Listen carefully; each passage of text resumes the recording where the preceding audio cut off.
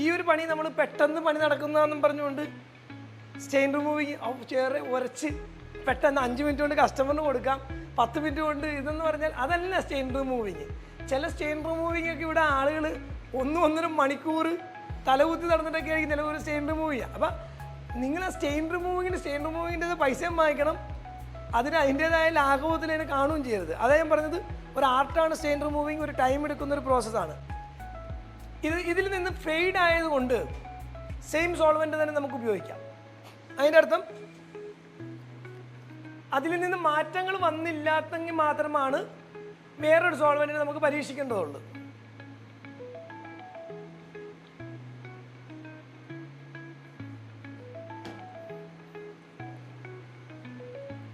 ഈ ഇടയ്ക്ക് steam apply ചെയ്യണത് എന്തിനാണെന്നറിയാമോ? സ്റ്റീം അപ്ലൈ ചെയ്യുമ്പോൾ ഒരു കെമിക്കലിന് ആ കെമിക്കൽ എഫക്റ്റ് നടക്കണം.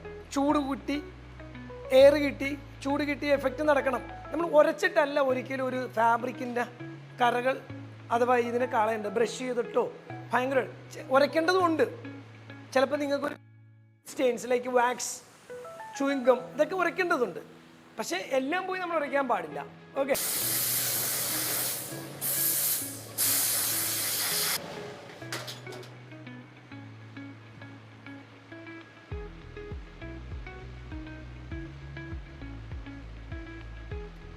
ഓക്കെ ഓക്കെ ആണ്. ഇനി നമ്മൾ ഇച്ചിരി കൂടി കോൺസെൻട്രേഷൻ ചെയ്ത ഒട്ടും ഓരോ ബഡ്സുകൾ നമ്മൾ അബ്സോർവ് ചെയ്ത് കൃത്യമായിട്ട് മാറ്റിയ ഒരു രീതിയിലും ഈ സ്റ്റെയിനുകൾ ഇല്ല. അപ്പോൾ ഉണങ്ങാത്തത് കൊണ്ട് ചിലപ്പോൾ ഇച്ചിരി കൂടി ഉണക്കാം. ഇപ്പോൾ എവിടെയാണെന്ന്